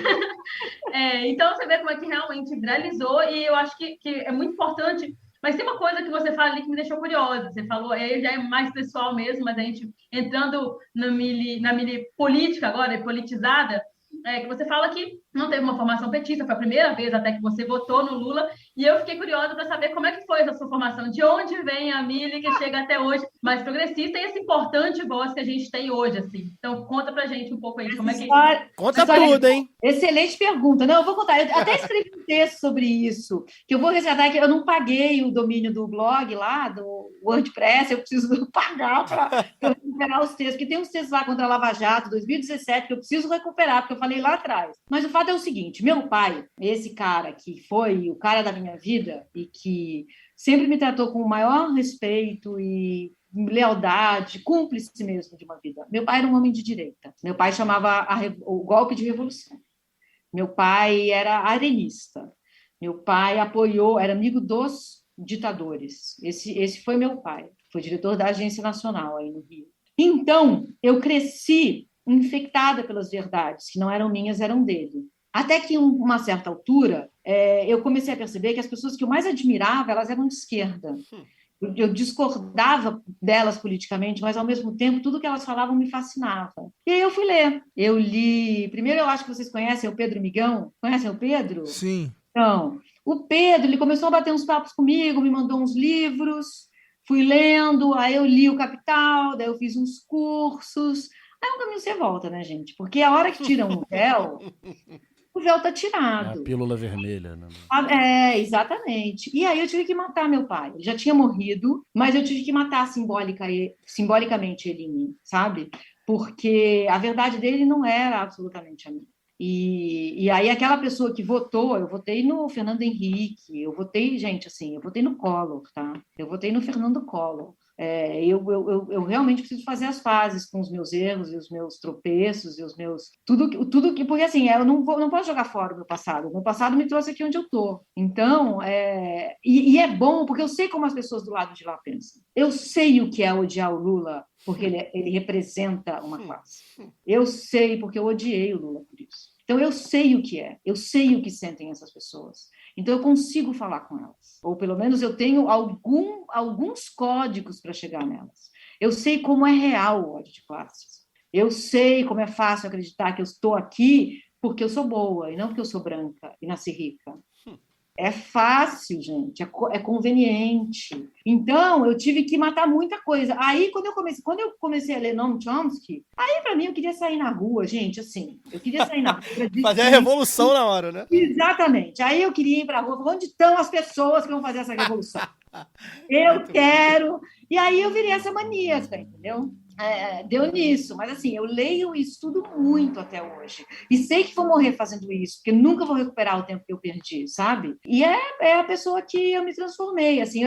De um jeito estranho, é bom você ter vergonha da pessoa que você foi. Porque isso mostra que tem uma evolução, sabe? E que o caminho ainda é de evolução. Então, eu estou nessa luta aí. Que a gente está disposta a ver, né? E ver e rever esses erros. Porque é ruim quando a gente tem tanta vergonha que a gente esconde, meio que faz uma fanfic da própria vida, né? Exato! Eu tava lá em 89, no comício do Lula. Tava lá, pô! É engraçado. É igual o drible do Garrincha, né? Eu tava lá. Minhas ex-mulheres, elas me delatam, entendeu? Então aí, Exposed, tá Nelly Lacombe Exposed. Aliás, a gente fez aqui à esquerda, então, fez igual o Luxemburgo fazia no começo do século, né? Contratava não só para reforçar o time, mas para enfraquecer o rival também. Então, imagina, uma mente brilhante como essa na direita já seria um problema. O Bayern de Munique fez isso hoje. Pois é. Obrigada, agradeço muito. Não, eu sou muito feliz de ter tirado todos esses véus da minha frente, conseguir começar a enxergar o mundo como de fato ele é e começar a demolir meus preconceitos e tudo o que estava construído em mim. A gente precisa se deseducar para se transformar na pessoa que a gente é. Porque uma pessoa que teve as chances que eu tive na vida e foi educada como eu fui, para pensar como eu penso hoje, é porque eu dei muito errado, sabe? É porque eu pulei muito o muro pro lado de cá. Porque a maioria das pessoas que cresceram comigo, elas ainda pensam daquele jeito. E é puxado. Miri, quero te fazer uma pergunta. Acho que é um assunto que a gente ainda não tratou aqui, que é um assunto que, enfim, intercala política e futebol, que é a seleção brasileira de futebol masculino, né? Acho que é um apanhado que a gente tem aí de tudo que foi dito, né? De como o futebol virou essa cultura do entretenimento. Acho que a seleção brasileira talvez seja aí um dos grandes próceres disso, né? Uma seleção que mandava seus jogos em Londres durante muito tempo por questões contratuais. O Emirates, o estádio oficial da seleção brasileira. E é isso, né? Até mandar um beijo pra Gabriela Figueiredo, que era uma colunista nossa do site, que a gente, infelizmente, teve que fechar o site. Ela pediu pra gente falar, vocês vão falar de seleção? Eu falei, não, vamos falar, eu vou aproveitar e mando um beijo pra você. Então, beijo, Gabi. E eu queria que você falasse da seleção brasileira, assim, sua relação. Você fala, né, que começa a gostar de futebol na década de 70, ou seja, você pegou e você citou aí, mais ou menos, a seleção do Telê, né? A 82 da sua geração, certamente é o grande, enfim, é o grande panteão, pro bem e pro mal, inclusive, né? Porque, enfim, já há revisionismos aí, o pessoal falando, não era bem assim e tal. E desde então, né, a relação do brasileiro com o futebol, e principalmente com a seleção brasileira, ela claramente vem deteriorando, né? É muito claro isso hoje em dia, né? A seleção brasileira, ela não é mais vista como já foi um dia há 30 anos atrás, há 40 anos atrás. Parece que ela já não mais representa os brasileiros e o Brasil. Eu tenho isso muito claro, né? Eu que não chego a ser um hater da seleção brasileira como o Fagner Torres, porque na Copa do Mundo eu torço pra seleção brasileira, principalmente por causa da festa, né? Legal estar ali junto e tal. Mas eu já fiz a minha promessa. Se o Lula ganhar a eleição, eu torço pelo Brasil no Catar. Inclusive esse é um ponto interessante que eu queria que a Emily comentasse também. Mas né? Promessa. É promessa mesmo. Eu joguei pro universo. Não é porque eu quero... Sabe, eu tô Você jogando... Não quer, eu não quero, mas... É um feito, né? Eu não quero. Mas... É tipo ficar um mês sem beber. Mas se o Lula ganhar, eu vou fazer um esforço como nunca fiz na minha vida pra torcer pra seleção brasileira. A gente vai te dar uma camisa amarela e tudo. E a próprio lance da camisa amarela, né, Mili, que é bom lembrar que não foi nem o bolsonarismo orgânico que sequestrou, né? O que sequestra é o antipetismo, né? Foram as manifestações pró-impeachment a partir de 2015. Exatamente, né? Ou seja, o bolsonarismo ali ainda estava muito incipiente, que é também curioso, né? Como desenvolve ali os mesmos elementos. Enfim, questões comerciais, os próprios jogadores, as posturas dos jogadores. É raro hoje em dia você ver um jogador, até pela questão mesmo da grana que esses caras ganham, mas da distância, né? Estão na Europa. E mesmo estarem conectados com o povo, né? A gente vê aí o Neymar, né? Que é o principal nome. Você vê que é um cara completamente desconectado da realidade. Assim, a realidade do cara, você vê que é futebol, dancinha e mulher de biquíni no Instagram. É o Neymar, né? Jogar videogame, né? Ao passo que isso também, eu acho eu tenho visto isso, acho que tá mudando um pouco, acho que o debate político tá tão... A Luara costuma falar isso, né? O debate político tá tão vivo na gente hoje em dia, mesmo que seja para a extrema-direita, muitas vezes, infelizmente, que tem a reação. Então você vê jogadores como o Richarlison, por exemplo, que é um cara que começa... Ele não assume posições partidárias, mas é um cara que tá falando de política, tá falando de vida, tá falando de sociedade. Torço muito porque o Richarlison roube o protagonismo do Neymar na Copa. Queria que você falasse um pouco da sua relação com a seleção brasileira e como é que você vê a seleção brasileira agora, se você tem essa... Pessoalmente, né? Como é que, se você se identifica com a seleção brasileira, você fala assim, pô, vou torcer pela seleção. E, enfim, como um instrumento que foi claramente cooptado, primeiro pela direita, depois pela extrema-direita, por assim dizer. Eu vou responder da seleção, mas eu queria falar só uma coisa sobre o fato do Neymar, né? Ser esse cara que vive numa bolha mesmo. E eu acho que essa alienação do Neymar é uma alienação desse 1%, sabe? Porque o que a gente vê nesse 1%? Assim, houve uma época em que os ricos, pelo menos, iam às ruas e conseguiam ver a miséria. Hoje não existe isso. O 1% não anda de carro, eles voam. No aeroporto, eles não ocupam, quem não tem jato, não ocupa, já entra num outro lugar, já vai para um outro lugar. Os muito ricos, eles não sabem o que está acontecendo. É como se a gente aqui no chão de fábrica estivesse vivendo uma realidade que eles ouvem falar, mas não pode ser assim. Eu tenho certeza que esse cara que acabou de declarar o voto no Bolsonaro, o cara que fala, o apresentador de TV, Justus, que ele nunca foi à Praça da Sé aqui em São Paulo. Ele não sabe o que virou a Praça da Sé. Ele não sabe a quantidade de pessoas que estão em situação de rua. Ele não tem noção, porque ele não vê. Se você não vê, você não sente. Aí você fica tudo numa... Eu acho, me dizem que é assim. Então, eu acho que a gente desconectou. Esses caras estão pensando em ir para Marte. A gente está pensando em respirar amanhã. Então, são outras coisas que estão em jogo, sabe? A minha história com a seleção é uma história triste, porque assim, eu fui muito apaixonada pela seleção. O dia mais triste da minha vida, depois que a minha mulher morreu, a minha ex-mulher, a Roberta, foi o dia que a seleção de 82 perdeu. Eu não conhecia aquela dimensão de tristeza na vida. Não conhecia. Aquilo me pareceu uma coisa... Porque é uma tristeza com injustiça, mas a gente jogou tão bem, o que aconteceu, por quê? Aí, veio 86, a gente já não jogou tão bem, mas a gente ainda jogava muito bem. E aí começou a se sedimentar uma ideia de que assim, havia duas escolhas, que a gente só consegue dicotomizar as coisas, né? Então, havia a partir dali duas escolhas, jogar feio e ganhar, ou jogar bonito e perder. Foi isso que a imprensa começou a falar. O que é que vocês querem? Porque assim, vai jogar bonito, vai perder.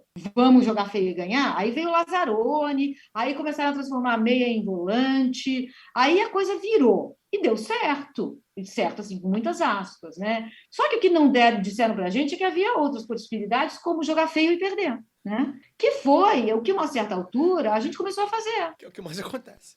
É o que mais acontece.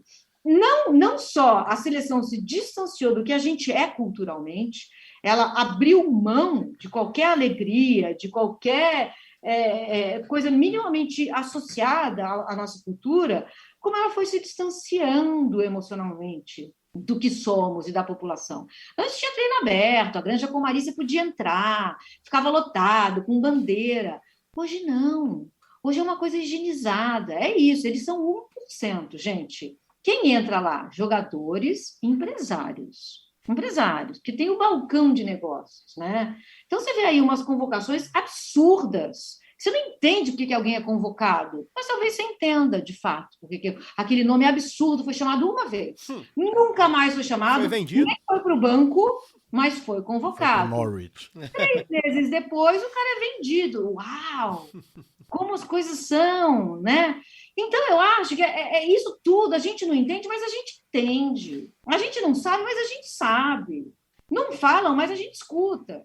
Sabe? E aí vai se distanciando. Assim, quando chegou o 7-1, no quarto gol, eu estava gozando de alegria. Vocês não imaginam a minha alegria. Porque era como se eu estivesse me vingando de todo esse estado de coisa, sabe? E aí, quando chegou no 7, eu falei, cara, vamos para 8, vamos para 9. Eu virei eu estava sozinha, óbvio, só seria linchada, eu morava em Nova York nessa época. Então, eu ia para a janela gritar sozinha, parecia que eu era uma pessoa da Alemanha, sabe? Mas então, eu acho que moveu, não é? Eu falei para minha mulher uma vez, eu desprezo a seleção, ela falou, olha, desprezo é outra coisa, ódio está mais perto de uma relação de paixão. Né, Fagner? Total. É curioso isso, né? Porque você citou um negócio que eu queria retomar um raciocínio que achei muito importante. A gente entrevista muita gente boa, né? E enfim, essa entrevista é maravilhosa. E minha cabeça faz rebum, assim, né? Quando você fala, por exemplo, né? De que os grandes empresários hoje, eles não estão mais, né, na rua, né? Eles não pegam, eles estão no ar, né? Eles estão em condomínios a eles não andam de carro, 20 quilômetros da cidade. Essas pessoas não devem andar de carro. Não vão nas próprias empresas, não precisa mais ir. O paralelo com o futebol, um jogador do Flamengo, qualquer. O cara mora num condomínio fechado Na na Barra, treina no Ninho do Urubu e vai de carro blindado. E ele vai no ônibus do clube pro estádio e volta. E a realidade é que ele vê a Barra. Que, enfim, tá longe de ser a realidade. A miséria que ele vê, ele vê de dentro do ônibus do Flamengo, a linha amarela. É escuro, ele não vê direito, não dá para ver lá fora direito, o vidro do ônibus não abre mais, o vidro do carro não baixa mais, porque esses carros blindados, o vidro é pesado pra caramba, baixa um pouquinho assim. Então é isso, eles não veem. Não vem, a gente não está mais se vendo, a gente não sabe quem essas pessoas são, a gente não sabe o que elas fazem, como elas vivem, do que elas vivem, como elas se alimentam. Você não encontra jogador de futebol na padaria. Né? Literalmente, não sabe como vive, como se alimenta, como diria o Globo Repórter, né? Literalmente. A gente mostra no Instagram, né? Coisa que a gente não levantou aqui ainda, Mili, é o futebol feminino, né? Foi bom o Caio enfatizar que a seleção brasileira de futebol masculino, que vai ter a Copa, e a gente acabou de ter no seu Corinthians campeão brasileiro feminino mais uma vez, em 2 finais que a gente pode considerar históricas, com 2 quebras de recorde de público do futebol feminino de clubes no Brasil, tanto a ida no Beira-Rio, quanto a volta na Arena Corinthians, o Corinthians jogando na Arena Corinthians, né, porque o futebol feminino do Corinthians geralmente manda na Fazendinha, no Parque São Jorge, e um projeto super vencedor, né? O Corinthians domina o futebol feminino no Brasil na atualidade, finalmente jogando para um público à altura da importância desse time, né? Botando 40 mil em Itaquera. O Brasil já foi dominante não, né? Mas já foi importante no futebol de seleções. Feminino, estava aí no topo, disputava semifinal, já disputou final de Copa do Mundo, já ganhou 2 medalhas de prata olímpica. Tivemos aí a Marta, né? Um grande fenômeno como o melhor jogador do mundo durante muito tempo, mas apesar do futebol feminino de clubes, é engraçado, né, porque quando a seleção brasileira ela era relevante no cenário internacional, o futebol de clubes não existia, praticamente, né, era escondido, não tinha campeonato brasileiro, eram públicos ridículos e tal, e agora que o futebol feminino de clubes parece começar a se desenvolver e ganhar relevância social, de levar a gente pro estádio, aparecer na TV aberta, dar audiência, a seleção parece que virou um time de meio de tabela, digamos assim. Embora na Copa do Mundo tenha mobilizado, né? Em 2019, a gente ainda não para tudo como para na Copa masculina, mas eu lembro de estar em evento de trabalho fora do Rio e as pessoas parar de a volta do almoço para botar o jogo do Brasil no telão. Isso nunca tinha acontecido antes, né, e tal. Como é que você tá vendo esse momento do futebol feminino no Brasil? Eu acho que é um movimento também que não tem volta. E sempre que a gente fala de futebol feminino, eu gosto de dizer assim, o futebol feminino ele não pode se comparar ao masculino em nenhum aspecto, porque o masculino existe há 150 anos, o feminino acabou de começar. O feminino precisa ser comparado ao que ele era ontem. É um esporte que evolui muito rapidamente. E mesmo sem investimento, mesmo sem a gente ligar, mesmo sem patrocínio, a gente produziu, de uma maneira milagrosa, a maior jogadora de todos os tempos. E mais do que nunca, né, Mili? Mais do que nunca, Mili. Uma outra questão que faz toda a diferença entre o futebol masculino e o feminino. O futebol feminino, em algum momento, ele foi proibido no Brasil. Ele foi proibido. Ele foi ilegal. Era ilegal. Eu fui tirada do recreio, 2 professoras vieram, me falaram, você tem que sair da quadra. E eu falei, por quê? Porque você precisa ir brincar de boneca. Sei lá, acho que era a mãe da Damares. E ela me levou para uma sala escura em que estava sendo comemorado o aniversário daquele ser inanimado. E eu ouvia os meninos jogando bola. E era onde eu queria estar.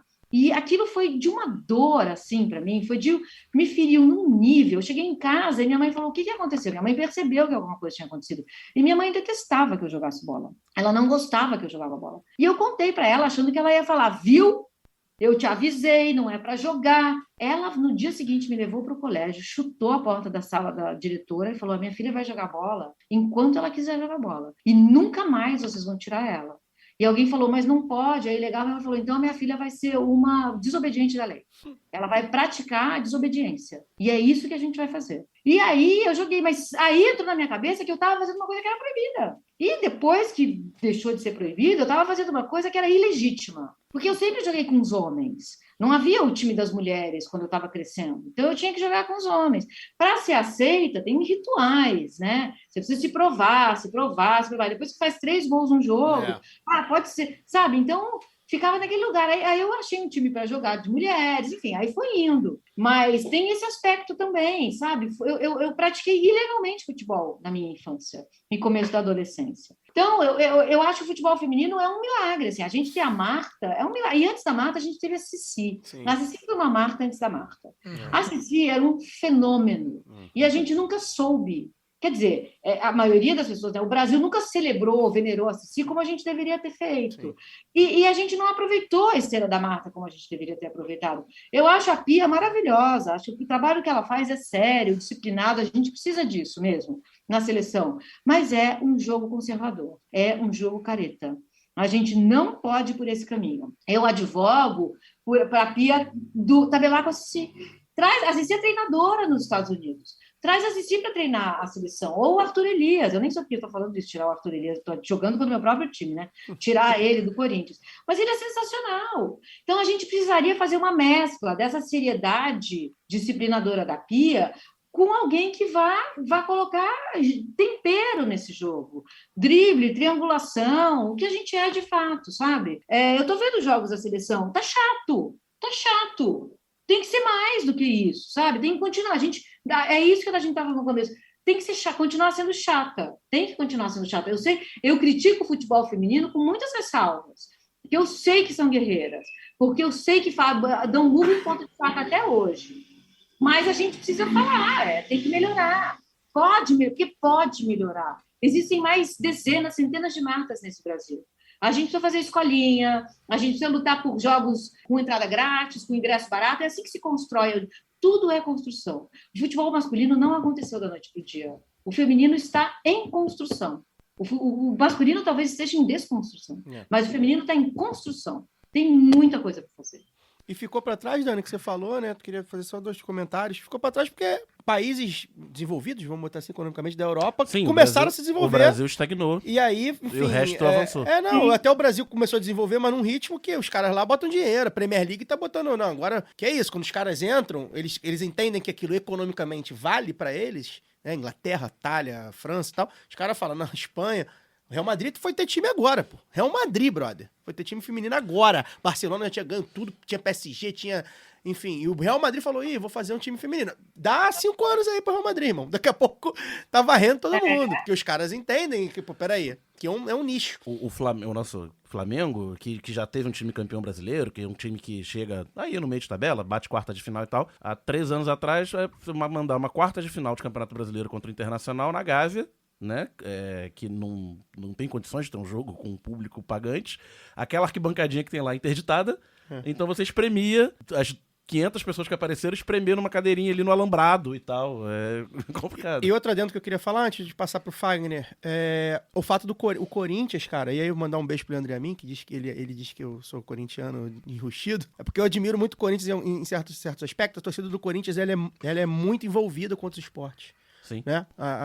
Ela vai para futsal, ela viaja, enfim, onde tem o Corinthians, os caras vão, né? Até pela organização da Gaviões, tal, questão de grana, tem toda uma outra questão, que aqui, por exemplo, o Flamengo não lota o estádio, e assim, não tem torcida. Só final de basquete. E mesmo assim, enfim, às vezes nem lota sempre, né? Então, tem a questão da cultura também, de uma torcida que, enfim, culturalmente... Fagner, você queria fazer a última pergunta, né? Não, o Luara quer fazer um comentário, Luara. Antes de vocês fazerem, eu só queria falar que eu não torço para a seleção brasileira, mas eu tô com a camisa. Vermelha. A camisa vermelha da seleção. Eu uso a minha azul, né? Que é ali meio neutra. O meu comentário não era esse, mas tem uma frase do Enfim que eu gosto muito, que ele termina falando que a seleção é do povo como a greve é do trabalhador. É a minha saída para poder continuar sem muita culpa.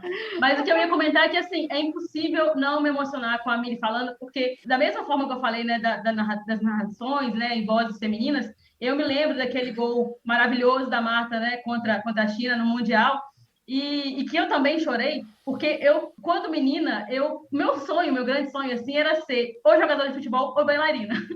Eu era publicitária, mas era uma coisa assim. E aí, porque existia essa segmentação, como se todas as diretoras fossem a prova da Maris, né, Mili?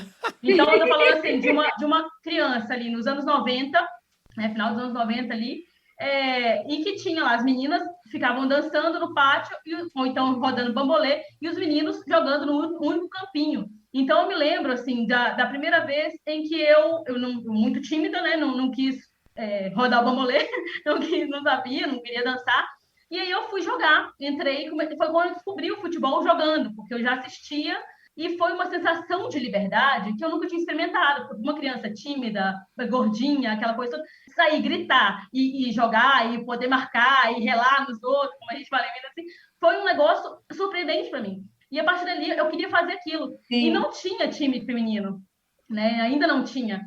Mesmo a gente já começando a ter o futebol feminino ali, entrando, tal, as figuras aparecendo, não tinha isso. E para mim foi profundamente emocionante quando a gente ia ter um campeonato interescolar, e aí a professora falou, não, vamos montar um time feminino. Mas aí existia o problema, porque existia só um campinho e os meninos não queriam dividir. Então, a minha descoberta do futebol também foi uma descoberta do machismo e da LGBTfobia, porque o que eu ouvia na saída da escola eram os meninos que depois que a gente teve que dividir, então eles me perseguiam gritando Luara sapatão. Foi a primeira vez eu com uma criança de 7 anos de idade, primeira vez em que eu comecei a pensar na minha sexualidade, quer dizer, eu tinha que pensar naquilo naquele momento.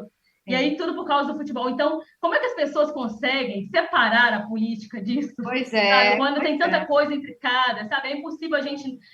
eu sei que mais mulheres também vão ouvir, acho que os caras também acho que vão se ligar nessa entrevista, mas é impossível... Foi para mim, assim... Desculpa até tomar um pouco aqui da entrevista, pessoal, mas eu tinha que falar... Assim, são anos de diferença, sabe, gente? Então, essa frase também sintetiza muito. É um milagre que existam jogadoras como a que a gente tem no Brasil. É um milagre que exista futebol no Brasil como existe hoje, futebol feminino. É um milagre. Tenho toda a razão. É isso, não. Mili, agora eu quero fazer uma pergunta sobre sua veia escritora. Eu sou jornalista, sou um escritor frustrado ou um escritor adiado, eu diria. Muito provavelmente o grande sonho da minha vida é viver escrevendo romance. Mesmo sabendo que muito provavelmente eu terei que ser bancário ou qualquer coisa para poder complementar a renda. Mas o meu grande sonho era escrever romance. E muitas vezes, como falei já ao longo dessa entrevista, com 40 anos, eu já me peguei pensando assim, porra, eu tinha que sentar a bunda na cadeira e começar a escrever e ver o que sai. Eu já escrevi coisas muito boas, outras nem tanto, mas eu preciso sentar e escrever. E eu sempre coloco alguma coisa como um empecilho para isso. Eu trabalho demais, eu preciso... procrastinador, né? Eu preciso trabalhar demais.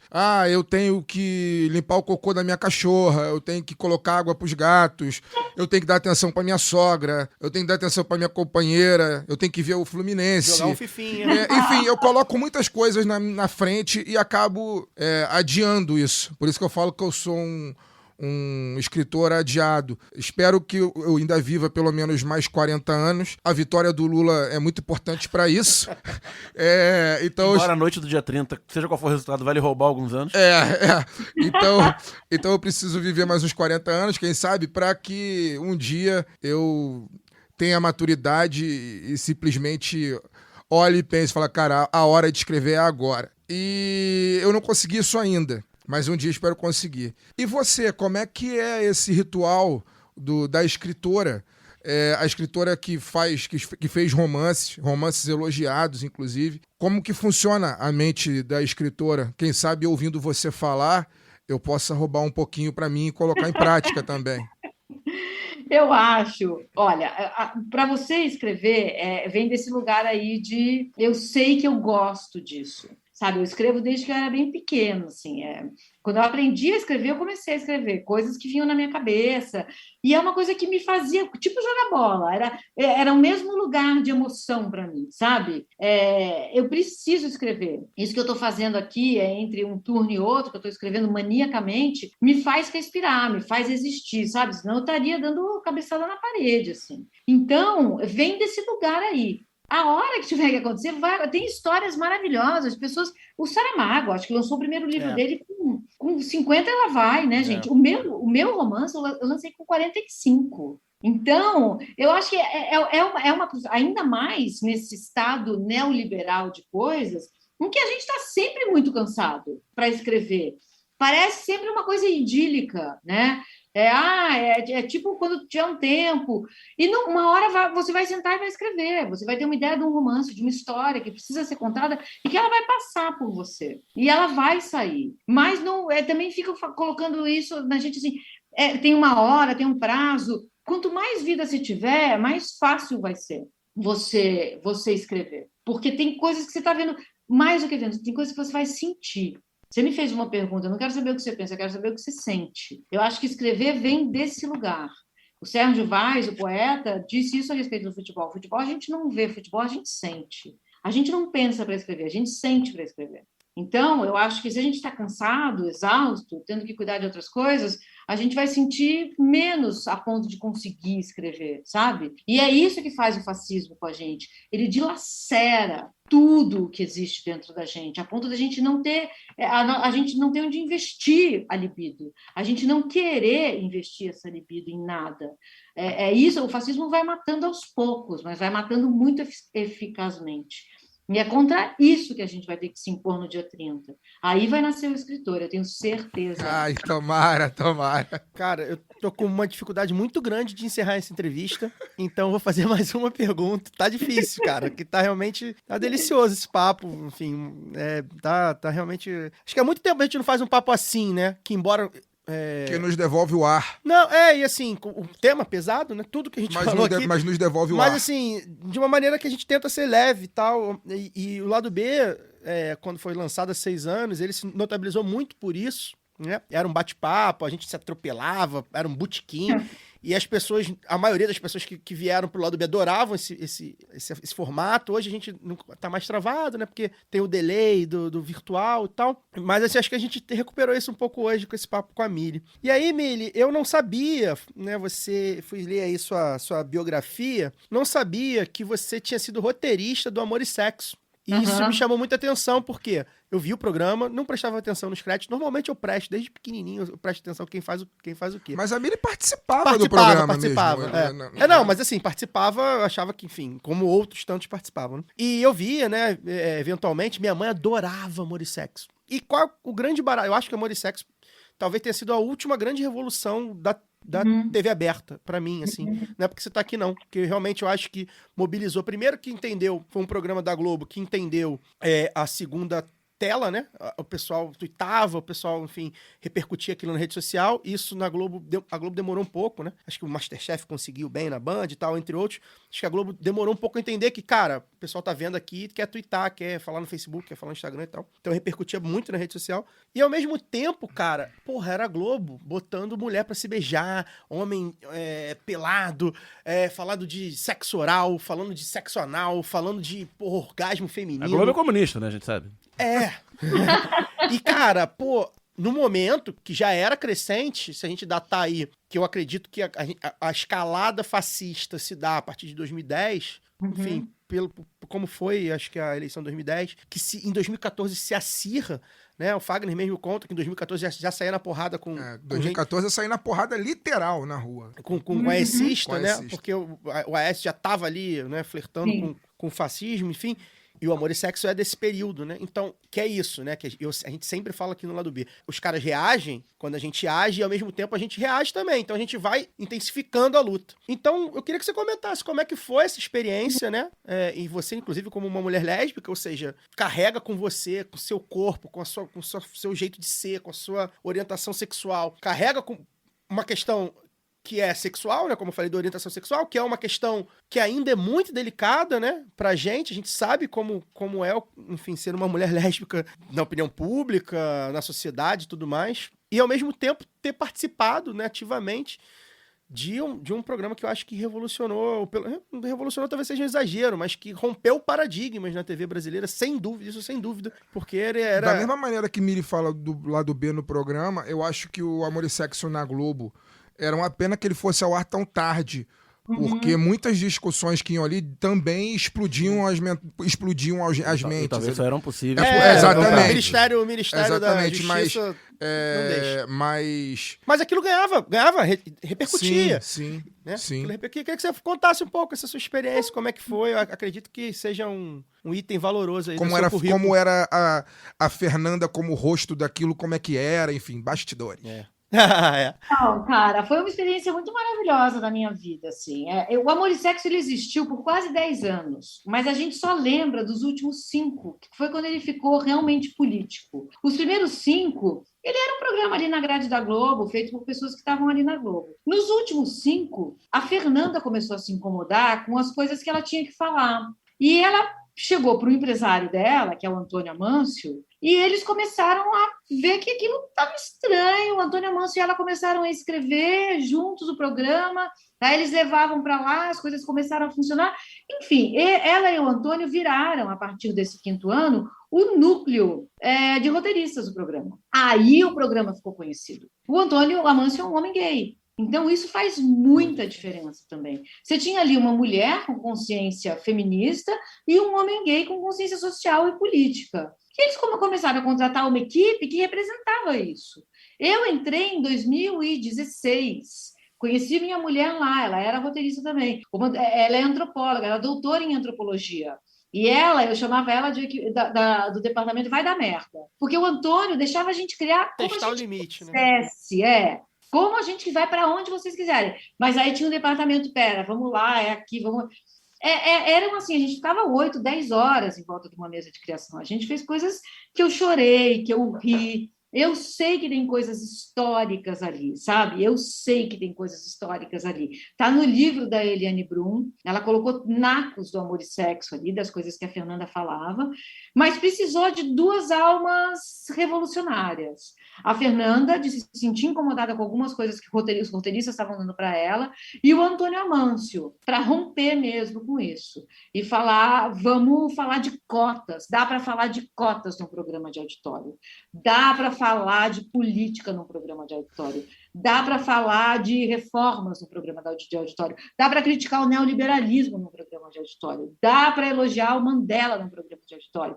Dá para falar, vamos sabotar esse sistema no programa de auditório. E foi o que eles fizeram. Então, é realmente histórico. Tem gente que estuda o Amor e Sexo, sabe? Pelo que ele foi, pelo que ele representou. Eu tenho muito orgulho de ter feito o Amor e Sexo, e acho o Antônio Amâncio é uma dessas almas geniais, assim, que consegue conectar. Dizem que nas transformações quem vai na frente mesmo são os poetas, o resto vai indo atrás. E ele é um poeta, e ele foi indo na frente. Eu tive sorte de me juntar a esse grupo, conhecer minha mulher lá, e foi para mim um divisor de águas na vida, ter trabalhado lá. Mili, vou respirar fundo aqui e tomar coragem para terminar o papo. Foi realmente um prazerzaço, cara. Acho que a gente conseguiu aqui fazer um programa digno do selo Lado B, né? Embora a gente tenha feito vários tipos de programas já, desde acadêmicos até pessoas que vieram aqui, ficaram muito à vontade e falaram muito à vontade como você, personagens da opinião pública, enfim, um prazerzaço, assim, foi uma honra tremenda pra gente quando a gente soube que você era um ouvinte. Eu repito isso porque pra gente é muito importante que a gente tenha esse retorno, né? Uma pessoa como você, pública, enfim, com um currículo invejável, da grande mídia, né? Que a gente tá sempre aqui batendo na grande mídia. A gente bate na grande mídia do ponto de vista econômico, né? A gente sabe que tem gente, jornalistas e enfim, comentaristas que estão com o pé na realidade, como eu tenho falado sempre. Eu acho que você mostrou mais do que nunca que está com o pé fincado na realidade. Se você sente essa dor é porque você tá, né, com o pé fincado na realidade. Muito obrigado mesmo, enfim.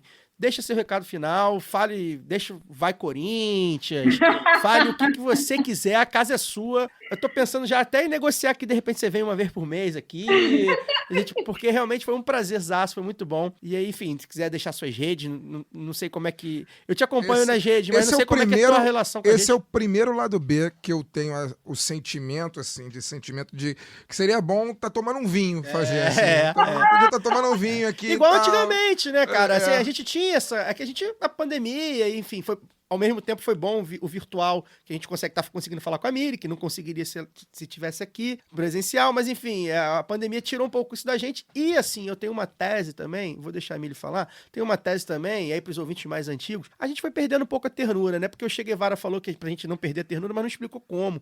Talvez tenha até explicado, mas não ter sido tão explícito, né? A gente foi perdendo um pouco a ternura, né? Porque é isso, né? O fascismo nos consome, como a Miri falou. E a gente foi realmente perdendo ali aquela coisa de rir, de brincar estando na merda, né? De tocar o violino, né? No Titanic. A gente tava tocando violino no Titanic, a gente parou de tocar porque viu que o navio tá afundando.